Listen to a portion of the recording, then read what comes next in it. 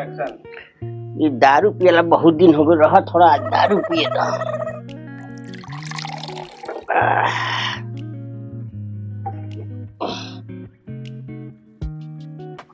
अरे बाप रे बाप, बड़ी काहबरी दादा रे दादा ऐसे दारू होला साला ब्रांड है।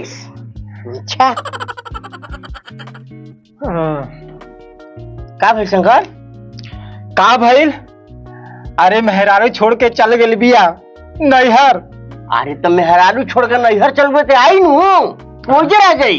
अरे हाँ चाचा, हम तो ये भूलिए गए नहीं, मेहरारू तो आइए जाई कोनो भागी ना नु हले। दारू पी तो दारू पी, दारू बत फिर मेहरारू। अरे चाचा ये दारू बता मेहरारू का ही ढारा ढारा। पी पी पी पी मार। बरांडे हाँ हाँ बरांडे है पी।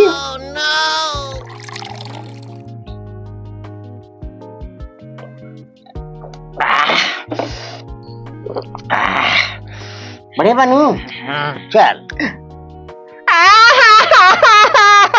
अब भाई हमारे मेहरारू के बड़ा याद आवा था। अरे ससुर तेरा मेहरारू की याद आवत है।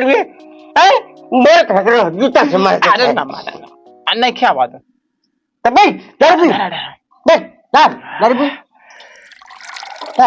दारू पी।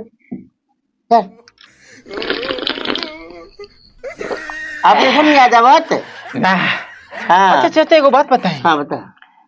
इ मेहरारू सब नैहर का हला बार बार जाला। अरे तो नैहर ओकन के जाली सब भाई बाप बात तो जाइए ना।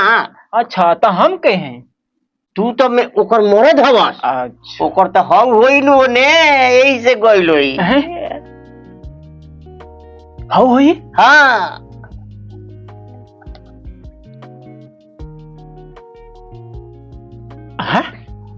सोचो बतावा। ससुराल मत बस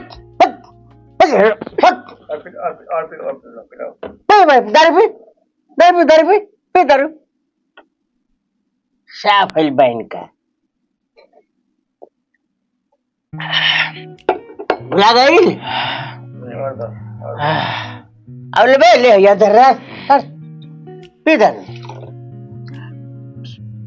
मेहरारू सब ऐसे ना होला। अब देख मेहरारू के भेड़ा में मरी में ससुरा मरी में मेहरारू के पेड़ा में हम ना रहे।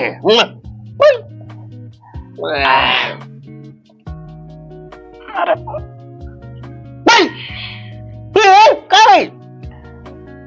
ए चाचा आओ हम ना पिया ना हम ससुरारी जाता नहीं। लेकिन ससुरारी जाते हमार कहे का मतलब है मेहरारू ना रही तो खाना कैसे खाए? अरे मेहरारू नहा रही तो रोटी होटल से खा ली। होटल से मुर्गा आई सांस। हाँ तू ठीक है। दारू बा फिर सांस के पिया जाई। ठीक बा? हाँ दारू बस ले मेहरारू के ऐसे के दीजिए दारू का मजा कुछ और मजा। हाँ बिल्कुल सही बात कर लगे। दारू का मजा है दुनिया में जीना है। पी के जियो आना तो पीते पीते चलिए बत्ते पे।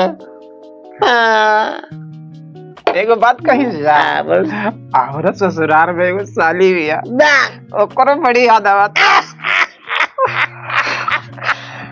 ऐसा जा अब हम जाते नहीं ससुरारी। हाँ ससुराल जाता है। हम आगे छोड़े हम चलम तू जी हम तेरा ससुरारी चलम। ऐसे जा तू हमें ससुरारी का कर जीवा तोरा सास नु। हाँ और सास से बात करे के ऐसा जा हम जाते नहीं। हम सास के आज के बेड़ा में रहेगा